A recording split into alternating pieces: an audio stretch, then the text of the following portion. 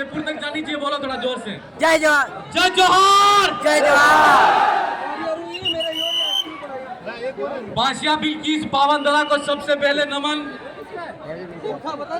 9 अगस्त विश्व आदिवासी दिवस आज हम कॉलेज ग्राउंड बांसवाड़ा के अंदर मना रहे हैं।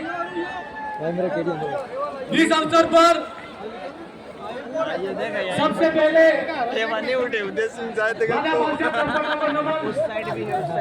बाबा बालेश्वर दयाल को नमन, गोविंद गुरु महाराज को नमन, मानगढ़ धाम पर शहीद होने वाले शहीदों को नमन, और साथ ही साथ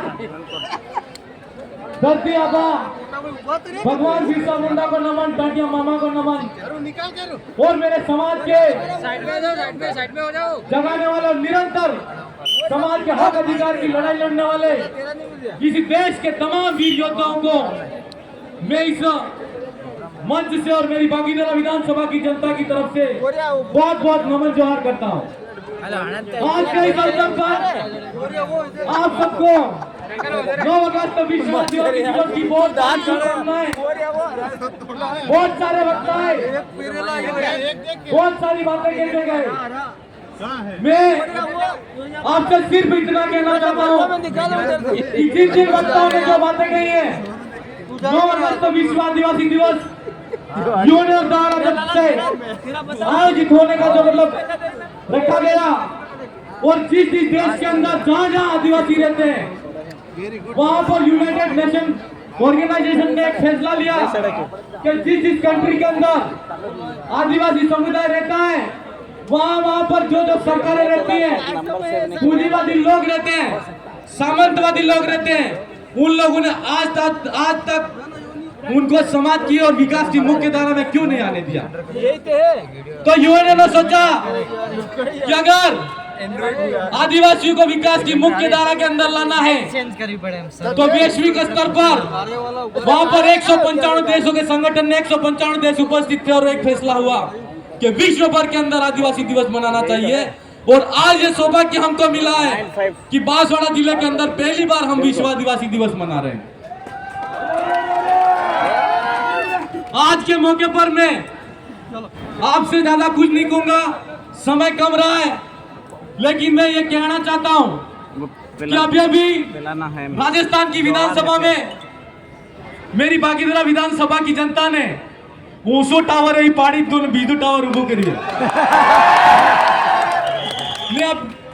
हमने वो पहली वक्त शपथ लेनी बागीनरा विधानसभा की विधानसभा सदन में जो तो मैं एक बात ही की जी तमार हम शेयर कर भी चाहूं कि जो मीडिया के साथी हैं जिसको हम भारतीय जनता पार्टी और कांग्रेस समझते हैं, असल में एक बात कहूं तो वो मात्र सदन के अंदर लड़ते हैं, लेकिन बाहर पोहा समोसा कचौरी खाते और दोस्त हैं। इसका उदाहरण आपके सामने डूंगरपुर के अंदर पहले चुनाव हुआ, उसके अंदर आपने देखा, और अभी आपको आने वाले पंचायती राज चुनाव है उसके अंदर भी देखने को मिलेगा। कई पाजे ने अपने पेट में दर्द थई रही है कि ये आदिवासी दिवस मनाने वाले कौन होते हैं, हम भी आदिवासी हैं, यूं कह रहे कि नहीं कह रहे। तो मैं इस मंच के माध्यम से कहना चाहता हूं कि तुम चाटने वाले और नकली आदिवासी और हम असली आदिवासी। हम हमारी स्वतंत्रता और हमारे समाज के हक अधिकार के लिए जिस हद तक लड़ना पड़े उस हद तक लड़ेंगे। और आपका आगे वाला कहता बैठ जाते हैं, उबो थी जानते उबो थी। आपको टिकट की चिंता है, लेकिन हमारी टिकट ही हमारी समाज की जाजम के पास में है, इसलिए हमारे को किसी की चिंता नहीं है। आदाना भूखा माते बहुत सारे वक्ताओं ने बहुत सारी बातें कही।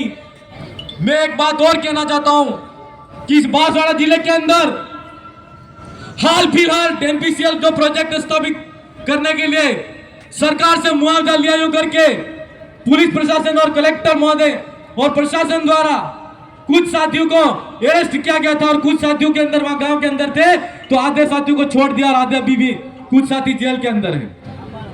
मैं यहां से प्रशासन को कहना चाहता हूं कि मैं जिस दिन सदन से आया था और पाटला चौकी के अंदर आपने हमको रोक दिया और समझा के भेजा कि जो यहाँ पर कुछ नहीं होगा और जो कुछ भी होगा तो हम आपको बताएंगे। और मैं आपकी समझाइश पे चला गया। मैं इस प्रशासन से कहना चाहता हूं कि जो भी साथी जेल के अंदर है तत्काल प्रभाव से रिहा कर दो, नहीं तो कल से मैं वहां जिला कलेक्टर के आगे बैठूंगा। क्या समझ रखा है आपने? अरे जमीन के नाम से एनपीसीएल, हम उस जमीन के मालिक है और वो जमीन एनपीसीएल के नाम से सरकार हमारे लोग जानकार नहीं थे, मुआवजा ले लिया। अरे मुआवजा ले लिया है तो क्या हुआ? गिरवे के बराबर है, मालिक तो हम ही है कि क्या हुआ? अभी भी कह रहे हैं हम शांतिपूर्ण वातावरण से आपकी बात को सुना। हम आपके इस मंच के माध्यम से कहना चाहते हैं कि आप हमारे जो साथी हैं उनको प्रताड़ित नहीं करें। और आपने वादा किया था 10 बजे तक छोड़ देंगे और अभी 5 बज रही है। हमारे साथी जो इस केस के अंदर पैरवी कर रहे हैं उनसे भी कहना है कि जो भी वहां की स्थिति है उसको अवगत कराएं, नहीं तो आज 20वां आदिवासी दिवस है और इस 20वां आदिवासी दिवस के दिन ये पूरा समाज यहाँ पर देख रहा है और आपकी काली करतूत देख रहा है। मैं आपके इस मंच के माध्यम से एक बात और कहना चाहता हूं कि जगपुरा के अंदर जो खनन, स्वर्ण खनन के नाम से आपने जो जमीन नीलाम की है, मैं घाटोल के साथी और विधायक प्रत्याशी हमारे अशोक भाई भी यहाँ पर बैठे हैं और उनके माध्यम से भी सूचना देना कि 2 गांव 4 गांव को वहां से नीलाम करके पहले बेचेंगे और बाकी 10 के गांव बाद में उजाड़ने का काम करेंगे वो लोग। ना एनपीसीएल में मात्र 1 गांव 2 गांव 4 गांव से पहुंचता है। क्यों उस प्रोजेक्ट के अंदर लिखा हुआ है कि 100 किलोमीटर का एरिया है वो प्रभावित होगा। तो जी ठीक है ना जी, एनपीसीएल प्रोजेक्ट की जी जमीन गई, इन्होंने जमीन के बैठा है। पर मैं आपके दूसरे जो साथी पड़ोसी गांव के उनको भी कहना चाहता हूं कि आपके भाई हैं, अपने हक अधिकार की लड़ाई लड़ रहे हैं। अगर आप भी बचना चाहते हो तो उनके साथ में कंधे से कंधा मिलाकर लड़ना, नहीं तो अगला नंबर तुम पड़ोसी हो उनका भी है। जिसको देखो उसको सरकार अभी राजकुमार जी बता रहे थे कि 5 साल के अंदर आज तक आदिवासियों को 4.5 लाख आदिवासियों को विस्थापित किया और यही नंबर आता रहेगा। तो एक दिन ऐसा आएगा कि अगर एक दूसरे का मुंह ताकते रहोगे, अशोक भाई कह रहे थे यूं कि बोले कुकड़े वाल उठाएगा, बेन दाना रखेगा आम वकीरेगा, बेन दाना रखेगा नाम वकीरेगा। लेकिन मैं आपसे कहना चाहता हूं कि आदिवासी परिवार की विचारधारा है, उस विचारधारा को अगर आप समझते हो तो मैं आपसे कहना चाहता हूं कि कोई भी आपको लालच दे, प्रलोभन दे, उसके अंदर बिकना नहीं है, भटकना नहीं है। एक मंच पर रहना और एक जगह पर रहना है और जो भी हमारे सामने लड़ना है उसके सामने सीना ठोक के लड़ना है। चाहे वो पार्टी हो, चाहे वो नेता हो, चाहे प्रशासन हो, कोई भी हो, लेकिन आदिवासियों के अत्याचार, आदिवासियों के साथ में अत्याचार करना बंद करना पड़ेगा। हेलो। इस इलाके के अंदर एक भाई ने बताया कि यहाँ पर जो ट्रैफिक पुलिस है, ये ट्रैफिक पुलिस मोटे दिखी पसे चालान का पे। आपके हाथ में कानून का डंडा है, कानून का नियम है। मैं आपसे कहना चाहता हूं अनुसूचित क्षेत्र ये जो बेल्ट है वो हमारा है और जो भी साथी अगर आज की जहां पर ट्रैफिक पुलिस में है उनसे भी कहना है कि मुंह देख के चालान काटने का काम मत करो। जिसने हेलमेट पहना है चाहे वो कोई भी हो उसका चालान कटना चाहिए। ग्रामीण आदमी है, बाजार आदमी है, तुम चालान काटो, ये गलत बात है। कानून है, नियम है, सब पे लागू होना चाहिए। आप किसी के साथ पक्षपात नहीं करोगे। और पुलिस चौकी थानों के अंदर जो भी पुलिस प्रशासन है उससे भी कहना है कि पॉक्सो एक्ट के नाम से और हमारी जो भूमि की लड़ाई है उसके नाम से झूठे मूठे एफआईआर दर्ज करते हो आप। और एक भाई को कहते हो कि इसको अंदर कर दूंगा 10,000 रुपए ला, नहीं उसको कहता हूं इसको अंदर कर दूंगा उससे 10,000 रुपए ला। और करते किसी को अंदर नहीं है और करते भी है तो दोनों को अंदर करते हैं। हम आपसे कहना चाहते हैं कि हमारी ग्राम सभा का मामला है, वो ग्राम पंचायत स्तर पर आप छोड़ दो, आप उसके अंदर इंटरफेयर मत करो।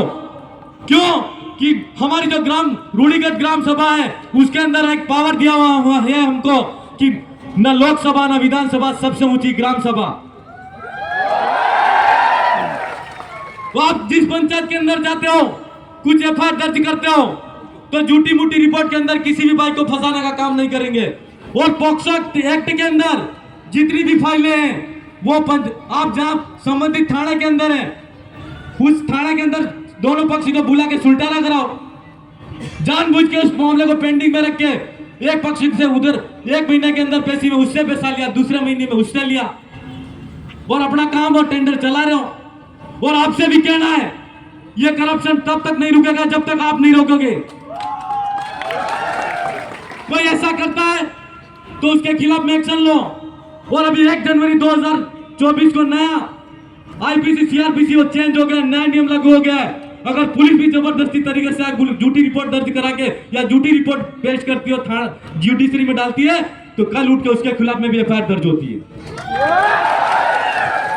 आपको डरने की जरूरत नहीं है। हम खुद को जागरूक बनना पड़ेगा। और इस क्षेत्र के अंदर आप सबसे एक बात और कहनी है कि इस इलाके के अंदर तुम्हारे जी अंग्रेजी दारू ना ठेका ही थे, साली रहा है देसी दारू ना ठेका है, तुम बंद करो हमको। अरे आपसे पूछना है कि आपके सरकार के जो ठेके हैं वो तो कहते हो आप बंद कर दो, चालू रखो। और हमारे जी आदिवासी भाई रोजी रोटी के लिए जो देसी दारू चला रहा है उसको कहते हो बंद करो। अरे बंद करना है तो दोनों करो, वो भी नहीं चलेगा और वो भी नहीं चलेगा। एक तरफा कानून नहीं होगा। ये क्या होता है? ये लोग हमारे दवा के रूप में कभी शाम को ले लिया करते छोटा मोटा। ऐसा थोड़ी है कि पेशेवर दारू पीते हैं। अवल नहीं पीता भाई। तो मेरा शासन प्रशासन से भी निवेदन है कि जिस तरीके से आप सरकारी ठेके को चला रहे हो, तो ऐसे ही हमारे यहाँ वहां पर जो देसी दारू की दुकानें चला रहे हैं उन पर जबरदस्ती तरीके से वहां दावे बोल के उनको बंद कराने का काम नहीं करना है आपको। मेरे पास में बार बार चिट्ठी आती है, आने दो चिट्ठी। तो मेरे भाइयों, मैं आप सबसे निवेदन करना चाहता हूं और आश्वासन चाहता हूं कि अगर ये एमपीसीएल का प्रोजेक्ट है, वो प्रोजेक्ट के लिए वहां पर मुआवजा दिया जा रहा है सरकार द्वारा पीड़ितों को करके, तो वो भाई तो बैठे हैं। लेकिन स्वर्ण खदानों के लिए काटोल के अंदर अगर स्वर्ण खदानों की नीलामी हुई और वहां किसी का विस्थापन हुआ, तो जिस तरह आदिवासी दिवस मनाने आप आए हो उससे भी 4 गुना 10 गुना की संख्या में वहां पे आओगे कि नहीं आओगे? हाथ खड़े करो पहले। वहां पर जमीन किसकी जा रही है? अपनी जा रही है कि नहीं जा रही है? एमपीसीएल वाली जमीन अब किसकी गई? अपनी गई कि नहीं गई? सरकार ने अपने तरीके से नियम लगाया कि नहीं लगाया? हमारे लोगों को मुआवजा दिया लेकिन कम दिया कि नहीं दिया? और आज अनुसूचित क्षेत्र के अंदर पैसा एक्ट लागू है और हम कहते हैं संविधान की 5वीं अनुसूची के रूप में आरक्षण लागू करो। आरक्षण लागू कर रही है? नहीं कर रही है। नहीं कर रही है ना? तो मैं तमाम मुद्दे हैं, इसलिए आपसे कहना है कि हमारे गोविंद गुरु महाराज के समय से 1913 के अंदर मानगढ़ की पहाड़ी के अंदर 1507 आदिवासी शहीद हो गए और वो शहीद हुए तो गोविंद गुरु की जो पुस्तक लिखी थी जेल के अंदर, उसके अंदर लिखा हुआ है कि ये मात्र कोई भजन कीर्तन करने के लिए आदिवासी इकट्ठा मानगढ़ की पहाड़ी पे नहीं हुए थे। वो चाहते थे कि अलग से बीज राज कायम होना चाहिए और बीज प्रदेश बनना चाहिए। तो ये लड़ाई हमारी तब तक नहीं रुकनी चाहिए। आपसे कहना चाहता हूं कि यह सरकार कोई भी हो आती रहेगी जाती रहेगी, लेकिन आदिवासियों का शोषण अत्याचार और विस्थापन तब तक नहीं रुकने वाला जब तक आदिवासियों का सेपरेट बिल प्रदेश नहीं बनेगा। तब तक आप हाथ खड़े करके आश्वासन दो, क्या बिल प्रदेश बनना चाहिए कि नहीं बनना चाहिए? बनना चाहिए ना? तो बनेगा, लेकिन इसके लिए हमको लड़ना पड़ेगा। और इसी के साथ मैं ज्यादा कुछ नहीं कहूंगा, लेकिन यहाँ पर आप इतने बारिश के अंदर हमारी जो प्रकृति ने थोड़ा बहुत व्यवधान हुआ प्रकृति के कारण, लेकिन फिर भी इतनी कठिन परिस्थितियों में अपने पैरों पर खड़े रहे और यह कार्यक्रम इतना सफल तरीके से आयोजन कराया। मैं यहाँ पर मंच पर बैठी तमाम मातृशक्ति और मेरी बहनें, उनको भी बहुत बहुत धन्यवाद देना चाहता हूँ। और हमारे असम से आई हुई टीम, उसको भी धन्यवाद। उन्होंने शानदार अपने असम की संस्कृति, आदिवासी संस्कृति को पेश की। और साथ में उदय भाई ने जो बात कही है उसके लिए एक बात और कहना चाहूंगा कि उदय भाई के साथ में अगर कुछ भी अत्याचार मध्य प्रदेश के अंदर होगा तो राजस्थान का आदिवासी भी वहां पर आएगा। इसलिए मध्य प्रदेश वाले भाई जो अत्याचार शोषण कर रहे हैं उनको भी कहना है कि आपकी जो गतिविधियां चल रही है वो किसी के बहकावे में वो और भटक के ना करें, नहीं तो इसका खामियाजा भुगतने के लिए तैयार रहना। और उदय भाई, आपको किसी प्रकार से डरने की जरूरत नहीं है। आप सबने यहाँ पर जिस तरीके से शांतिपूर्ण तरीके से यहाँ तक आए हैं और शांतिपूर्ण तरीके से अंतिम डांस उदय भाई का बाकी है, शांतिपूर्ण तरीके से वहां पर जाना है और अपने घर पर जाओ तो जो भी बाइक राइडर्स वाले उनको कहना है अपनी बाइक को शांति से चलाना। कोई भी जैसे जोश खरोश के अंदर गाड़ी दौड़ा के किसी बाइक के साथ में कुछ हादसा नहीं होना चाहिए।